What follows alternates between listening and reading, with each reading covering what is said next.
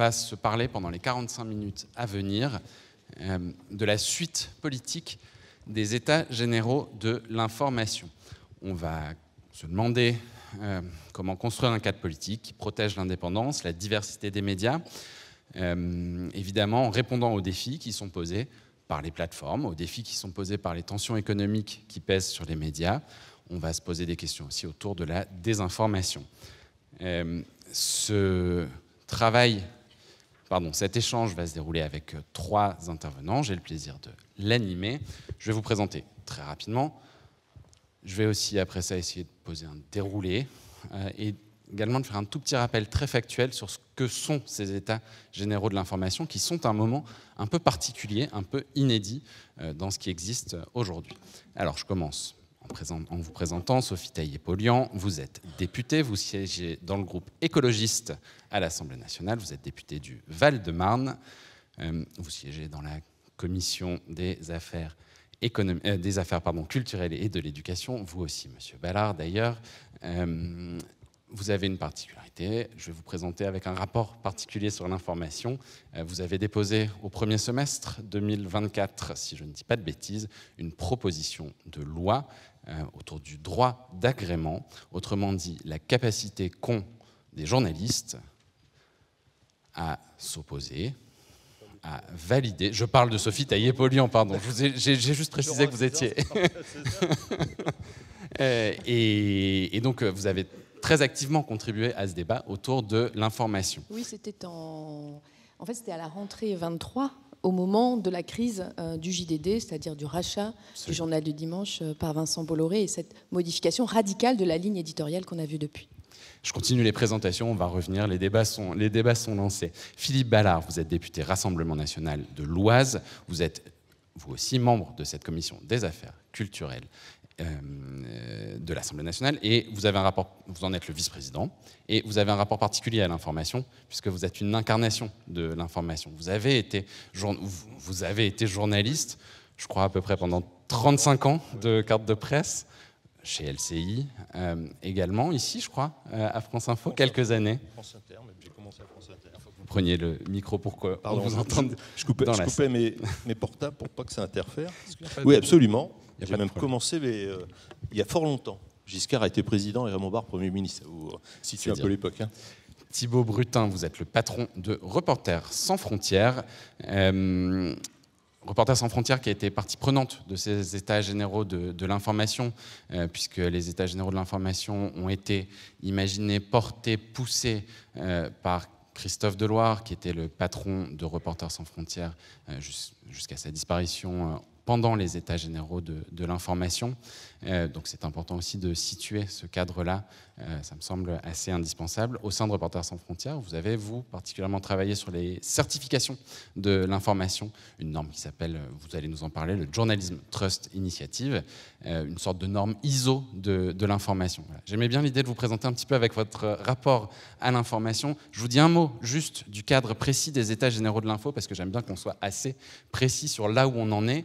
12 recommandations, 15 propositions et 2 recommandations ont été rendues publiques. Elles sont issues du travail de 5 groupes de travail. Elles ont été rendues publiques en septembre 2024. Elles portent à la fois sur des sujets à l'échelle nationale, par exemple développer l'éducation aux médias et à l'information, travailler sur la transparence des investissements publicitaires. Elles ont aussi trait à des sujets internationaux, à l'échelle européenne notamment. Ces propositions, elles sont versées au débat public et, pour situer un peu le côté très contemporain de nos échanges d'aujourd'hui, la ministre de la Culture, Rachida Dati, à la toute fin du mois de novembre, a indiqué que son intention était de reprendre l'exhaustivité, je la cite précisément, des recommandations des États généraux de l'information pour les mettre en œuvre dans notre droit national. On est donc dans cette phase où des recommandations ont été émises par des professionnels, le politique a décidé, ou indique en tout cas s'en saisir. On est donc, je pense, dans le bon moment pour se demander ce qu'il faut faire après les états généraux de l'information. Je vais commencer par quelque chose de très simple pour essayer un peu de comprendre d'où vous parlez tous, en vous demandant, dans ces états généraux de l'info, parmi ces recommandations, laquelle vous semble celle qui aurait dû être mise en œuvre depuis 10 ans, laquelle peut-être tape complètement à côté de la plaque, parce qu'il faut peut-être se le dire aussi. Et donc j'aimerais commencer par ce petit tour de table-là, et je vais peut-être vous laisser l'honneur dans cette table ronde un peu trop masculine. Merci, merci beaucoup. Merci de votre présentation et merci de l'invitation. Ces états généraux, ils ont eu lieu et ils ont été attendus pendant de longs mois quand même, puisque c'était un engagement d'Emmanuel Macron qu'on a attendu pendant très longtemps. Ils ont fini par être organisés, et je voudrais honorer la mémoire de Christophe Deloire, au lendemain de la crise du JDD, justement, et parce que, à nouveau, dans l'actualité de notre pays, le paysage médiatique était marqué par une aggravation d'un phénomène assez important qui ne cesse de s'amplifier, qui est le phénomène de la concentration des médias entre les mains d'actionnaires très très riches, milliardaires, et qui finissent par chacun avoir possédé, maîtrisé financièrement une part très importante du paysage médiatique. Donc moi, ce qui me semble très important à retenir dans ces états généraux, il y a beaucoup de choses, et je voudrais saluer tout le travail qui a été fait, mais ce que je voudrais retenir, c'est la proposition de revenir sur la loi de 86, qui justement encadre le phénomène de concentration pour essayer de l'éviter. Et aujourd'hui, la loi de 1986, dans cette disposition, on le devine en même temps, 1986 c'est une autre époque, elle est totalement obsolète. Et on le voit, aujourd'hui, la concentration est à l'œuvre, elle s'accélère, elle s'amplifie. Je ne crois pas que ce soit pour le bien de notre démocratie, bien au contraire. Et donc, pour moi, il faut vraiment d'urgence faire en sorte que cette proposition de remettre à plat les outils pour lutter contre la concentration soit mise en œuvre. Comment faire ? Eh bien, il faut le faire en mesurant la part d'audience de chaque grand groupe, pour faire en sorte, et c'est ce que proposent les États généraux de l'information, pour faire en sorte que chaque citoyen, citoyenne puisse avoir vraiment une pluralité de lieux, d'espaces informationnels où s'informer. Donc ça, c'est vraiment extrêmement important parce que c'est aussi lié peut-être au fait qu'au moment où les États généraux ont été lancés, il y avait une nouvelle étape de la concentration. Mais cette concentration, en plus, elle se fait de manière 360. Elle se fait même jusqu'au domaine de l'édition. On le voit, c'est quasiment tous les espaces où se fabrique l'opinion publique qui sont touchés. Donc, à mon sens, la loi de 86 doit lutter contre la concentration à plus grande échelle, à toutes ces échelles-là, y compris jusqu'à l'édition. Je vais évidemment demander à Philippe Ballard, de son côté, quelle est la mesure qui, parmi celles qui ont été proposées, semble tellement de bon sens qu'elle aurait dû même peut-être déjà être en action depuis très longtemps. On vient de prononcer le mot concentration. Alors c'est peut-être le seul point d'accord qu'on aura dans la matinée. Il faut revenir sur les lois de 1986, mais alors évidemment on ne va pas aller dans la même direction. Et ce qui a été dit dans ces états généraux de l'information que Christophe Deloire avait initié, moi j'ai une pensée pour Christophe Deloire, parce que j'ai travaillé avec lui sur LCI à la fin des années 90. Le défi, c'est celui des plateformes, on ne va pas se cacher. On a face à nous, quand je dis à nous, c'est... alors on pense là, on est plutôt sur l'audiovisuel, évidemment. Pas que, mais on est plutôt sur l'audiovisuel. On a des mastodontes, je veux dire, Netflix, Amazon, Disney, etc., qui commencent à faire de l'information. Moi, j'avais auditionné il y a 2 ans, dans un rapport pour avis, comme on les appelle à l'Assemblée nationale, c'est budgétaire, mais on a une partie un petit peu à soi où on travaille un sujet. Moi, j'avais parlé de la souveraineté audiovisuelle française. Et j'avais auditionné Netflix, et je leur avais dit, mais est-ce qu'un jour vous pensez faire de l'information, du sport en direct, c'était il y a 2 ans, des variétés en direct, et ils m'avaient dit, mais on s'interdit absolument rien.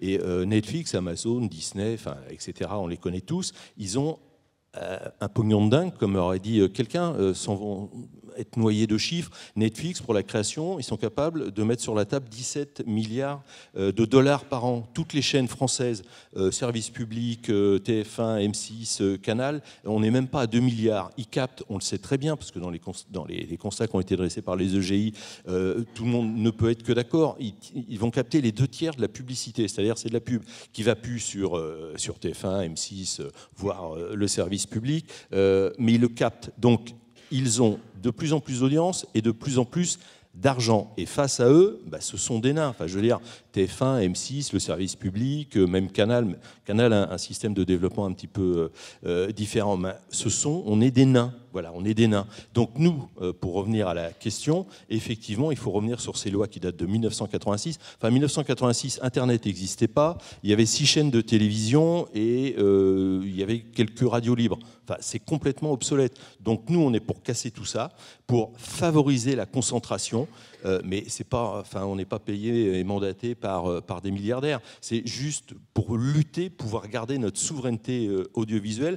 Vous savez, l'Arcom a pu faire en sorte que sur vos télés connectées, puisque je parlais des auditions, une petite parenthèse, moi j'ai auditionné Sony et je leur ai demandé mais comment que ça se fait que quand on branche sa télé, tout de suite on voit Netflix apparaître. Ils m'ont dit, Monsieur Ballard, c'est parce qu'ils nous donnent 2 milliards de dollars par an pour quand on fabrique nos téléviseurs, faire en sorte que quand vous l'allumez, c'est Netflix qui apparaisse. Alors l'Arcom a pu faire en sorte que les services d'intérêt généraux, comme on les appelle, puissent apparaître en première page quand vous branchez votre télé, mais quand les FAI, les fournisseurs d'accès Internet, c'est-à-dire Orange, Bouygues, etc., Free, disparaîtront au fil du temps, entre la télé connectée et le Wi-Fi, plus personne pourra réguler. Donc là, bon courage pour notre audiovisuel français. Donc pour terminer, on est pour casser ces règles de concentration.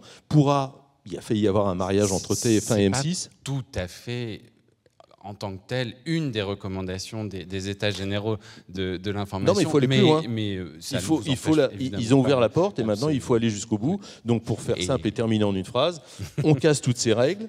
Il y a des structures qui se marient, TF1, M6 par exemple, et une fois qu'ils se sont absorbés au bout de 3-4 ans, nous on est pour une privatisation partielle du service public. On a face à ces mastodontes principalement américains des chaînes qui pourront plus ou moins rivaliser. On va forcément et faire un journalisme de qualité à ce moment-là. On va forcément revenir sur ces points pour la suite. Thibaut Brutin, une mesure parmi 15 à retenir particulièrement de ce moment particulier qu'étaient les États généraux de l'information?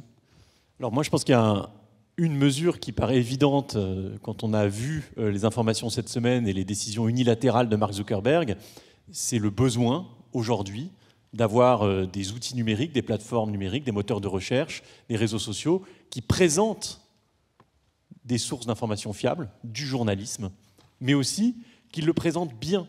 Nous, on est favorable à ce que l'on appelle le must carry, c'est-à-dire l'obligation pour ces géants technologiques de présenter le journalisme, mais aussi la due prominence, c'est-à-dire de leur donner une place qui est appropriée à leur poids dans le débat public. Parce que fondamentalement, si on aime le journalisme, c'est parce qu'on a fait confiance, ou on fait confiance à des gens qui sont des professionnels pour aller vérifier des informations. Et si vous vous amusez d'ailleurs vous-même à refaire un article, vous verrez que ça prend du temps, il y a une méthode. Et nous, on pense, à Reporters sans frontières, que pour rendre le journalisme grand à nouveau, pour paraphraser Trump, il faut absolument avoir un avantage comparatif à ceux qui s'astreignent à une déontologie, à une éthique professionnelle, et ça s'appelle le journalisme, et c'est ce que fait cette maison. Je voudrais qu'on prenne un petit moment pour se poser une question toute bête, qui est, est-ce qu'en ce moment, en France, fort de ce constat, globalement, certaines des recommandations sont plus validées que d'autres, plus partagées que d'autres, mais néanmoins, sur le travail qui a été fait lors des États généraux de l'information, sur le constat général, il y a eu assez peu de voix très dissonantes. Je voudrais qu'on se demande tout simplement si, en 2025, on est aujourd'hui en état d'avoir un débat législatif autour de l'information. Vous avez relevé un point de consensus avec Sophie Taillé-Polian autour d'un mot.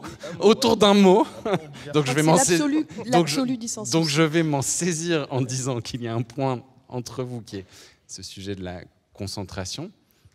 On voit aujourd'hui un débat politique qui est extrêmement polarisé et je ne doute pas que vous aurez des vues très polarisées sur le sujet. Je voudrais tout simplement qu'on se demande si on est en état en France au premier semestre 2025, au cours de l'année 2025, de traiter politiquement et d'aborder politiquement ce sujet. Je vais peut-être, avant de vous donner la parole politique, solliciter Thibaut Brutin, qui a forcément un regard un peu extérieur puisque vous n'êtes pas élu. Comment on peut faire sur ce sujet de l'information pour essayer d'avoir, ou non, est-ce qu'il faut chercher une forme de consensus, une forme de côté transpartisan qui permettrait d'aborder ce sujet de l'information politiquement.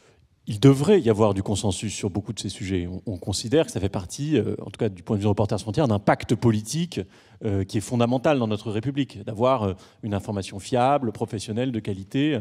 Et force est de reconnaître qu'on n'arrive pas à réunir toutes les forces politiques sur ces sujets-là. Par contre, il faut s'efforcer de créer les conditions pour ça. Et il y a des jours où je suis pessimiste, mais il y a des jours où je suis optimiste. Et si vous voyez le travail de cette commission qui a mis en avant le travail de la régulation, qui a mis en question les enjeux de concentration également, qui est la commission TNT.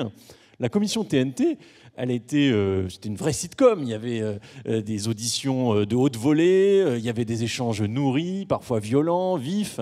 Il y avait un dissensus assez manifeste entre le président de la commission, qui était de la majorité présidentielle, et le rapporteur, qui était de la France Insoumise. Et à la fin, nous, on s'est dit « Oh là là, c'est mal barré, ils ne vont pas réussir à se mettre d'accord ». À la fin, il y a quand même eu un consensus sur une grande majorité de propositions, une trentaine, qui sont des propositions que nous, à Reporters sans frontières, on considère comme fortes, qu'on a portées. Donc cette surprise du transpartisan, elle montre qu'il y a peut-être parfois plus qui rassemble que ce qui divise. Et il y a peut-être moyen de trouver un chemin politique avec une force majoritaire à composer autour d'un texte. Et donc c'est pour ça que nous, on pense qu'il y a un chemin qui pourrait permettre d'adopter quelques-unes des mesures, et peut-être plus que ces mesures-là, parce que nous, on est mieux disant que les États généraux de l'information à bien des égards, dans le cadre d'une proposition de loi qui pourrait être issue du gouvernement et complétée par des amendements, ou issue des parlementaires, peu importe. Ce qui compte, c'est de faire avancer ce sujet, parce que il faut saluer le travail des États généraux en tant que processus professionnel et citoyen. Il y a eu beaucoup de consultations, il y a eu un travail qui a été abondant. Regardez le rapport des États généraux de l'information, c'est un rapport qui d'ailleurs expose même les divisions entre certains groupes de travail et d'autres. C'est un travail qui est important, dans lequel il y a quand même des lignes de force qui se dégagent.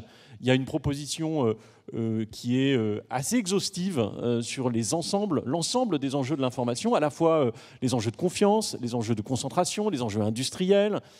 Et donc ce serait dommage que ça reste lettre morte. Il y a un socle. Est-ce qu'on arrivera à réunir autour de ce socle? Nous, on veut faire ce pari, et je crois qu'il y a des gens bien intentionnés qui voudront rejoindre cet espoir. On va faire un tout petit peu de cuisine parlementaire et législative, parce qu'en ce moment, je pense que c'est quelque chose qui est important aussi. Vous avez dit, Thibault Brutin, une proposition de loi, ou alors un texte du gouvernement. Je pense que les nuances en ce moment sont importante sur le sujet. En présentant les enjeux, j'ai bien dit qu'il y avait un texte qui avait été annoncé par la ministre de la Culture, donc un projet de loi gouvernemental. Question très simple à vous, Sophie Taillé-Polian, ou à Philippe Ballard, vous êtes le premier qui se saisira du micro, évidemment, et je voudrais comprendre, de votre point de vue, qu'est-ce qu'il faudrait dans un texte issu du gouvernement qui reprendrait une partie, tout ou partie des conclusions des États généraux pour que vous y adhériez. Est-ce que c'est possible que chacune de vos familles politiques s'y reconnaisse, et si oui, à quelles conditions? Alors, à quelles conditions? Moi, je crois qu'il y a une majorité dans cette Assemblée nationale pour faire évoluer notre paysage médiatique, pour qu'il soit plus garanti, pour qu'il permette une meilleure garantie de l'exercice démocratique. Voilà. Je crois qu'il y a une majorité à l'Assemblée nationale pour ça. Par exemple, la proposition de loi que j'ai rédigée autour du droit d'agrément, elle était transpartisane. Il y a beaucoup de familles politiques qui étaient représentées, depuis la LFI jusqu'à Horizon. Donc ça fait une majorité dans l'hémicycle actuel. Donc je crois qu'il y a une majorité pour prendre des mesures fortes, issues des États généraux. Mais pour ça, il faudrait que le gouvernement veuille bien le mettre à l'ordre du jour. Et moi, je suis extrêmement interrogative, voire critique, à l'égard de la ministre de la Culture, qui dit beaucoup qu'elle veut faire cette loi sur les grands états généraux, etc., mais qui commence par poser à l'ordre du jour de l'Assemblée nationale la question de la fusion de l'audiovisuel public, qui n'est pas, à mon sens, du tout prioritaire. Moi, j'y suis opposée, mais elle n'est pas prioritaire. L'audiovisuel public, il va bien. Chacun des entreprises ont 30% de part de marché. Donc ça se porte bien, ça se développe, énormément de projets. L'urgence, elle est sur le paysage informationnel global, comme le disait Thibaut Brutin, sur la régulation des réseaux sociaux, des grandes plateformes. L'urgence, elle est à la lutte contre la concentration, aux droits des journalistes. L'urgence, elle est aussi sur la question de la déontologie, de permettre aux journalistes, de leur garantir l'exercice de leur métier dans un cadre déontologique réaffirmé, réarmé. Elle est là, l'urgence. Donc il faut que le gouvernement maintenant s'en saisisse, au lieu de nous proposer des projets de loi à la va-vite et de manière extrêmement brutale vis-à-vis des agents et agentes du service public pour travailler ce sujet-là. Non, l'urgence démocratique. Moi, je pense que c'est une urgence démocratique aujourd'hui. La situation dans notre pays, le fait que cette concentration dont je parlais tout à l'heure soit à l'œuvre, le fait qu'il y ait beaucoup d'interventions des actionnaires dans la ligne éditoriale des médias ou même dans le travail concret des journalistes. On l'a vu, il y a des craintes aujourd'hui à BFM avec la prise de contrôle par Rodolphe Saadé. Il y a eu un épisode au moment du passage d'Emmanuel Macron à Marseille où la Provence a commis l'immense crime de lèse-majesté de faire une qui remettait en cause la façon dont Emmanuel Macron était venu à Marseille. Et tout de suite, on était quasiment à la mise à pied du rédacteur en chef. Il y a des problèmes grave d'atteinte à la capacité des journalistes de réaliser leur travail avec déontologie. Et ça se traduit par quoi ? Par une crise de confiance entre les citoyens et citoyennes et les médias. Et si on n'a pas confiance dans les médias, si on pense qu'on ne peut pas s'informer, alors la démocratie, elle est en danger, parce que chaque citoyen, citoyenne se dit comment je fais pour exercer de manière éclairée ma capacité à agir, à voter. C'est impossible. Donc il y a urgence et ce gouvernement doit agir. Voilà, et je crois qu'il y a une majorité, moi. Donc arrêtons de se tourner autour du pot et de commencer par les questions qui fâchent. C'est donc le moment où la salle devient partie prenante de nos échanges. Philippe Ballard, est-ce que, par rapport aux urgences telles qu'elles sont identifiées par Sophie Taillé-Polian, vous les partagez ? Et je vais vous poser exactement la même question, parce que là, on est parti un petit peu sur un sujet de proposition de loi. Je vous repose exactement la même question. Qu'est-ce qu'il faudrait pour que les élus RN à l'Assemblée nationale souscrivent à un texte sur l'information, transcrivant les suites des États généraux, les recommandations des États généraux de l'information en loi? Qu'est-ce qu'il faudrait de votre côté?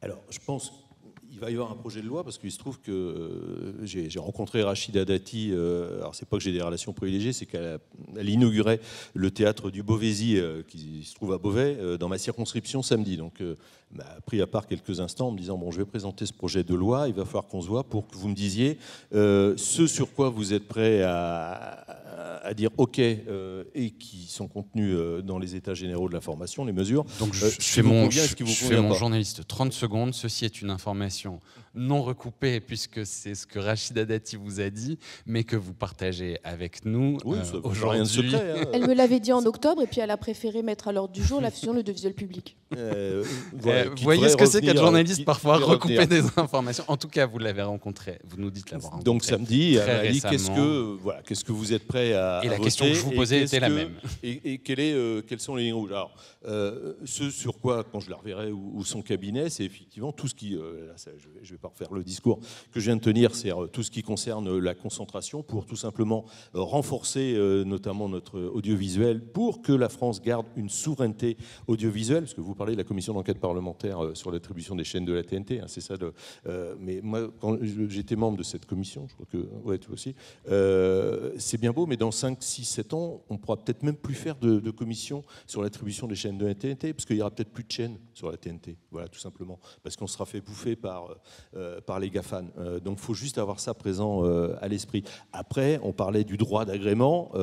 Là, c'est vraiment la fausse bonne idée par excellence. Pourquoi je dis ça? Parce que si on prend la presse écrite, vous êtes patron, allez, je vais dire du Nouvel Obs ou du de Valeurs Actuelles ou du Figaro Magazine, est-ce que, si vous êtes patron, vous allez aller chercher pour diriger la rédaction quelqu'un qui a une sensibilité de gauche? Si vous êtes patron de Libération ou de l'Humanité, est-ce que ça va vous passer par la tête d'aller chercher quelqu'un qui est reconnu pour avoir une sensibilité de droite pour diriger votre rédaction et de l'information? Bah non, évidemment. Donc ça sert à rien. Et après, pour les chaînes audiovisuelles, alors faut pas me la faire à l'envers. Moi, j'ai été journaliste, vous aviez la gentillesse de le reconnaître, près de 40 ans. J'ai fréquenté des écoles de journalistes et des rédactions. Il y a une sensibilité de gauche. Voilà. Alors ça va peut-être pas vous plaire, mais c'est juste la réalité. Donc on aura une information monocouleur en France dans ce cas-là si on adoptait une telle proposition. Ouais. Je veux bien qu'on s'arrête quelques secondes sur ce que c'est que ce droit d'agrément dont on vient de se parler pour exactement bien recontextualiser ce dont il s'agit. Concrètement, et je me ferai interrompre, je pense, par Thibaut Brutin ou Sophie Taillé-Polian qui ont travaillé sur le sujet, il s'agit d'envisager les cas de changement d'actionnaire ou de changement plutôt de patron de la rédaction ou de patronne de la rédaction à l'initiative d'un actionnaire et savoir si ce nouveau patron de la rédaction est approuvé par une rédaction. C'est quelque chose qui existe aujourd'hui avec des réalités différentes selon les médias et avec des modalités d'exercice assez différentes selon les médias. Il y a eu un débat dans le cadre des États généraux de l'information, puisqu'effectivement, Thibaut Brutin, vous le disiez, l'un des groupes de travail voulait aller beaucoup plus loin que ce qui a été dit là-dessus. Donc je vais juste me permettre de quand même bien vous dire que ce n'est pas forcément interdire de choisir quelqu'un d'une sensibilité ou d'une autre. C'est important qu'on soit là, il y a la notion de d'accord là-dessus. Il y a la notion de vote. Enfin, dans les états généraux de l'information ou dans la proposition de loi, je crois qu'il y a la notion de vote qui intervient. Oui, alors, le droit d'agrément, c'est une chose, mais je voudrais juste revenir sur un petit biais que le débat a pris qui, à mon sens, est normal, légitime. Hein, il ne s'agit pas de le déplorer en tant que tel, mais la question du droit d'agrément, ou la question, en gros, de la sélection d'un directeur de la rédaction, ce n'est pas la liberté de choisir un camp politique. Enfin, là, évidemment, quand vous parlez à des politiques, ils vous parlent de politique. Nous, on parle de journalisme. Et la question du droit d'agrément, ou des mécanismes d'association plus larges, puisqu'il n'y a pas que le droit d'agrément, il y a d'autres solutions qui peuvent être trouvées aussi, mais le besoin d'indépendance des rédactions, qui n'est pas une déclaration d'indépendance vis-à-vis de l'actionnaire, mais qui est l'association des journalistes à la vie de leur titre, est quelque chose qui est fondamental pour restaurer la confiance. Donc il ne s'agit pas de dire qu'il s'agit de verrouiller des titres pour qu'ils soient de gauche ou de droite ou je ne sais quoi. Il s'agit juste de se dire que la pérennité des titres, la confiance des citoyens est profondément associée à l'indépendance dont font preuve les rédactions. Et ça, c'est quelque chose d'important. Ça ne veut pas dire qu'il faut que les rédactions soient libres, qu'elles n'aient aucun lien de subordination avec leur actionnaire. Ce n'est pas du tout ça. Il s'agit de trouver un mécanisme d'association à la gouvernance. Alors nous, à Reporters sans frontières, on est favorable à des dispositifs type droit d'agrément. On pense qu'il faut avoir une flexibilité et laisser un choix qui soit issu du dialogue social, qui peut fonctionner dans la presse. D'ailleurs, il y a un certain nombre de titres qui ont des dispositifs qui ressemblent au droit d'agrément tel que proposé par Sophie Taillé-Polian et les députés qui s'étaient à l'époque portés sur ce projet transpartisan. Et donc je pense qu'il faut l'écouter. La problématique qu'on a aujourd'hui, c'est celle de savoir quel est le destin qu'on veut pour le journalisme en France. Moi, je viens d'une génération où on pensait que les États-Unis, c'était l'avenir. J'espère que ce n'est pas l'avenir. Je crois qu'en ce qui concerne le journaliste, la dernière élection a montré à quel point il pouvait être rendu périphérique dans le débat. Grosso modo, vous avez eu des titres de presse, des télévisions, des radios qui ont couru après les discours d'un président potentiel qui disait tout et n'importe quoi. Et comme il corrigeait les déclarations dans des médias qui n'étaient pas lus par les électeurs de ce propre candidat, tout cela n'a eu aucune conséquence. Le journalisme est devenu périphérique dans le débat public aux États-Unis.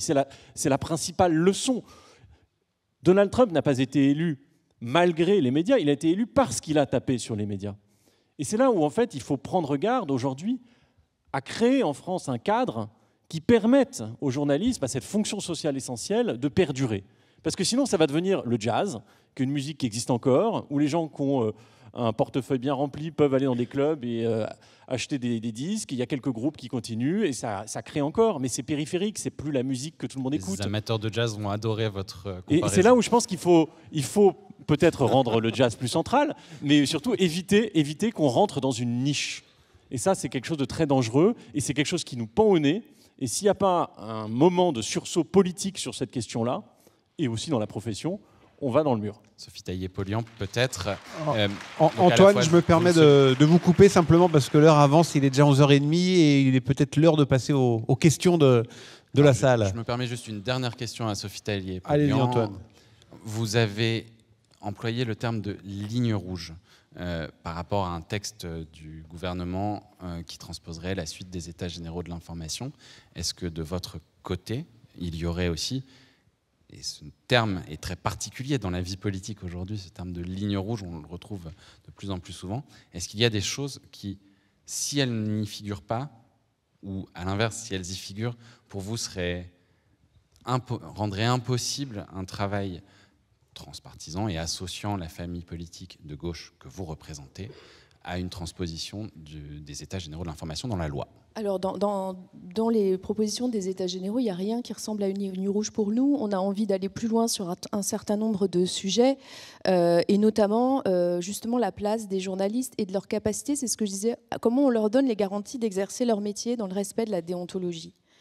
Et c'est ça, en fait, la question, c'est de leur donner des outils pour, en cas de pression exercée par leurs actionnaires pour donner une information qui soit biaisée ou mettre de la pub à la place en disant que c'est de l'information, c'est ce qui s'est passé dans différents endroits, etc., ils aient les capacités de résister. Voilà, c'est ça qui est important aujourd'hui. Il faut faire en sorte qu'il n'y ait pas quasiment tout le paysage médiatique entre les mains de 4-5 personnes. Il faut que les journalistes aient le droit et la possibilité et des garanties pour exercer leur métier dans de bonnes conditions. Et moi, je termine par un truc. J'en ai marre d'entendre des gens comme M. Ballard dire que tous les journalistes sont de gauche. Moi, quand j'entends monsieur... Vous voyez, parce que ça dépend ce qu'on dit être de gauche, vous voyez. Mais monsieur Ciotti, par exemple, il a censuré monsieur Barnier en disant que le budget de monsieur Barnier était socialiste. Donc, en fait, le reste du monde est de gauche. Donc, non, il faut juste des informations recoupées. Non, mais c'est précisément ce qu'il a dit, monsieur. Oui, mais monsieur 40 Ciotti. milliards Vous êtes d'accord, voilà. et de taxes, donc, monsieur Ballard pense aussi que le budget de monsieur Barnier était, deux points, ouvrez les guillemets, socialiste. Donc, on est dans un détournement des mots. Donc, il faut arrêter, il faut donner aux journalistes la capacité de travailler dans de bonnes conditions. Ça veut dire quoi? Les faits, recouper. Enfin, vous êtes nombreux et nombreux à me savoir beaucoup mieux que moi. Et évidemment de l'éditorialisation, évidemment de l'analyse, évidemment du décryptage, ce qui amène de la subjectivité, mais surtout des faits.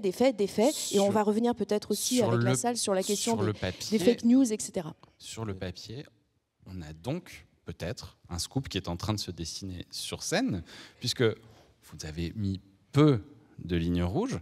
Vous dites qu'il n'y a aucune ligne rouge dans les recommandations des États généraux de l'information.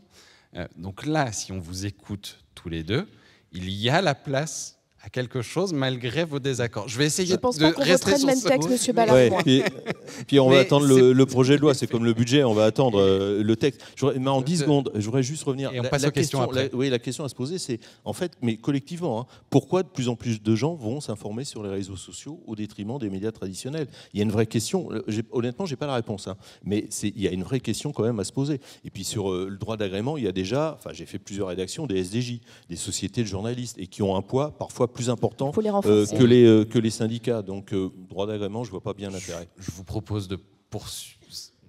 Comme quoi, les consensus sont compliqués. Je vous propose de poursuivre les échanges avec la salle.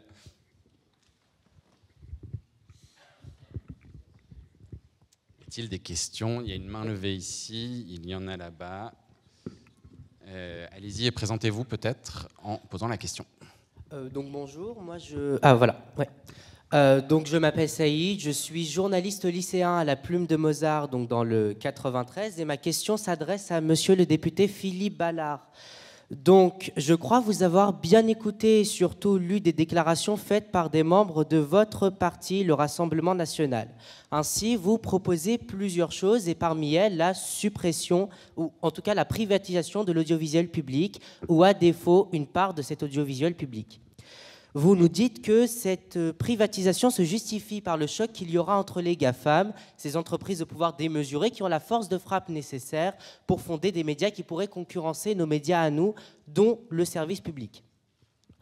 Or, est-ce qu'on peut considérer que la privatisation que vous proposez et l'action du Rassemblement national est davantage tournée vers le scénario que vous présentez? En effet, vous vous êtes d'abord présenté en faveur de la suppression de la redevance audiovisuelle qui, comme vous le savez, garantissait le fonctionnement du service public. Donc déjà, est-ce qu'on assiste à un affaiblissement que vous avez soutenu du service public?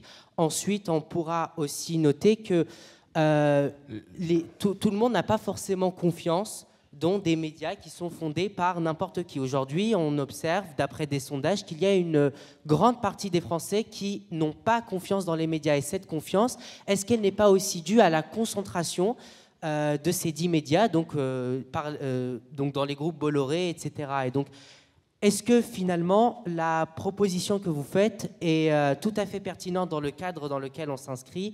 Et est-ce qu'elle est réellement tournée vers donc, plus d'indépendance? Et est-ce que les objectifs sont tout à fait nobles? Merci beaucoup. Bon, si je comprends bien, pour prolonger en votre question, est-ce que le service public est le garant de l'indépendance de la presse?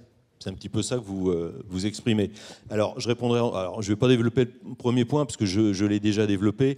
Oui, face aux GAFAN ou aux plateformes, appelez-les comme vous voulez, il faut absolument avoir des champions français et ça passe par la concentration. Enfin, voilà, il n'y a pas d'autres mesures. Le service public qui est financé par les pouvoirs publics, est-ce qu'il n'est pas capable de faire face justement à ces mastodontes-là?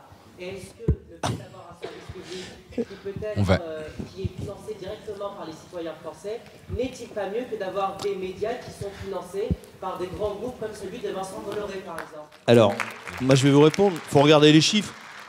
Enfin, je veux dire, Radio France, France Télé par rapport aux GAFAN, excusez-moi, mais c'est juste de la plaisanterie, quoi. Ça tient pas la route 2 secondes. Ils vont se faire bouffer. Alors après, pardon, mais là, on va rentrer dans le détail. Moi, je veux bien, mais vous voyez, j'étais dans ma circonscription. Moi, c'était dans l'entre-deux tours. C'était le soir c'était en mois de juin, pardon, avant le premier tour. Et il y avait sur France Inter, Charline Van Hoenecker, je pense que vous la connaissez tous, qui a fait une émission. C'est une émission publique. Je crois que c'était dans le 104, c'était dans ce studio, où elle a pris la parole en disant, bon, on va faire une émission. C'est une émission anti-Rassemblement national. Ça va, il n'y a pas de problème. Moi, je l'ai signalé à Roch-Olivier Maes de l'Arcom. L'autre jour, sur la 5, il y a une émission à charge contre un écrivain franco-algérien qui est détenu en Algérie, Boualem Sansal. Il n'y avait aucune contradiction. Moi, je veux bien, si vous me dites que le service public, c'est l'alpha et l'oméga du journalisme. J'ai travaillé 3 ans, moi, à France Info. J'ai travaillé à France, j'ai commencé à France Inter.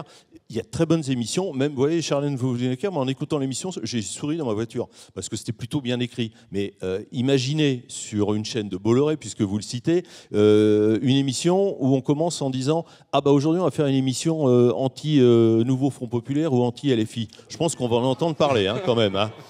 Mais ouvertement. Là, c'était vraiment sur scène et on y allait pendant 1h30 sans aucune contradiction. Donc, pour comme nous, non, que la le salle service est public... de nos débats. Oui, je pense que c'est tous les jours. Hein, c'est pas vraiment une surprise. Mais non, le service public, c'est pas l'alpha et l'oméga de la déontologie journalistique. On va... Je vous propose qu'on prenne... L'échange a eu lieu. Je vous propose qu'on prenne une autre question. Je vois une main qui est levée depuis tout à l'heure. Ici.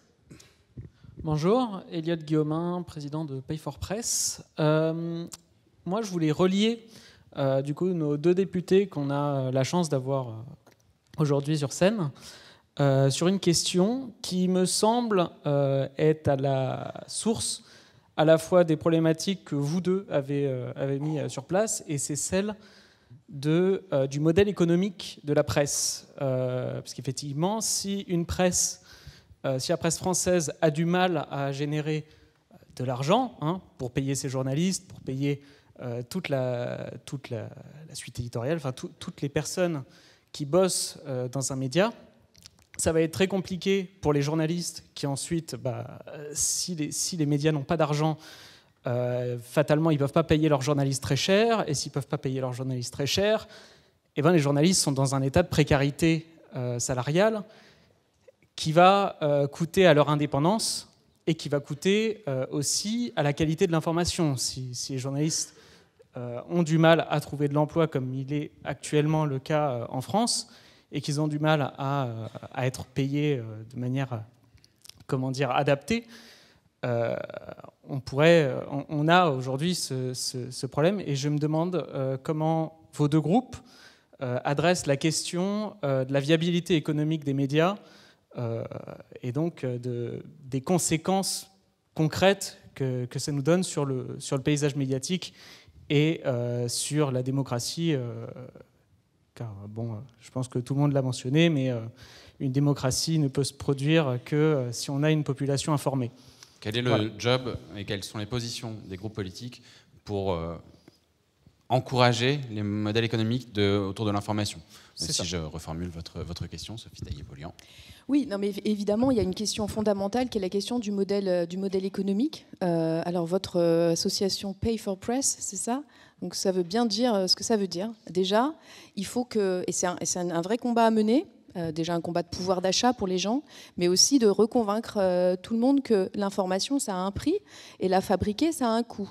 Et donc, je pense que pour toutes celles et ceux qui le peuvent, s'abonner, soutenir des médias de leur choix, c'est un acte à la fois citoyen et ça permet de financer ce modèle. Bon, évidemment, aujourd'hui, au vu des masses financières, ça ne suffit pas, et il faut bien entendu recapter une partie de la publicité qui est allée sur Internet, les réseaux sociaux, etc. Et là, je voudrais revenir quand même sur quelque chose de fondamental. C'est un point d'accord.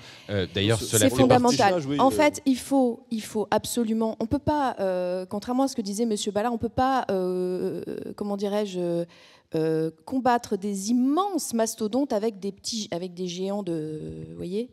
C'est-à-dire que même si on met toute la presse française en concentration, on n'arrive pas à la cheville. Vous l'avez vous-même dit, quand vous comparez le budget de tout le service public d'un coup face à Disney+ uniquement.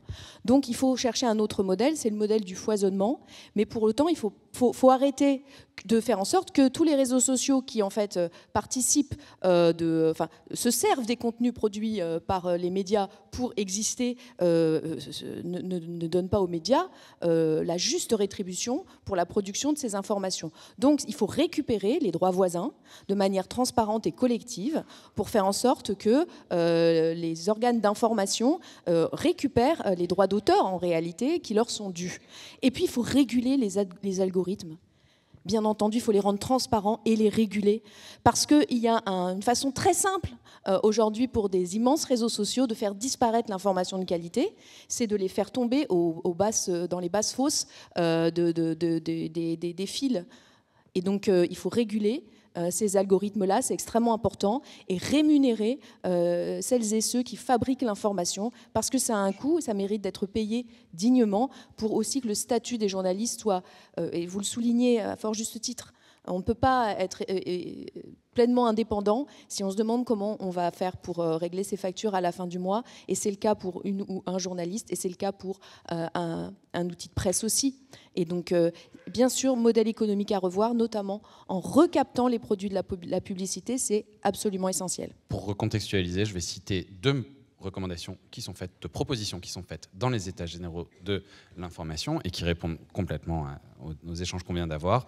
Il y a la proposition qui est faite d'instaurer une responsabilité démocratique pour les annonceurs, autrement dit l'obligation d'avoir une transparence sur le fait de consacrer une partie des budgets publicitaires à des médias qui partent vers des médias d'information et pas uniquement vers des plateformes vidéo, par exemple. Figure également dans les recommandations l'idée d'instaurer un pluralisme effectif des algorithmes. Et j'ai vu Victor Maté qui m'indiquait que le temps de nos échanges était terminé.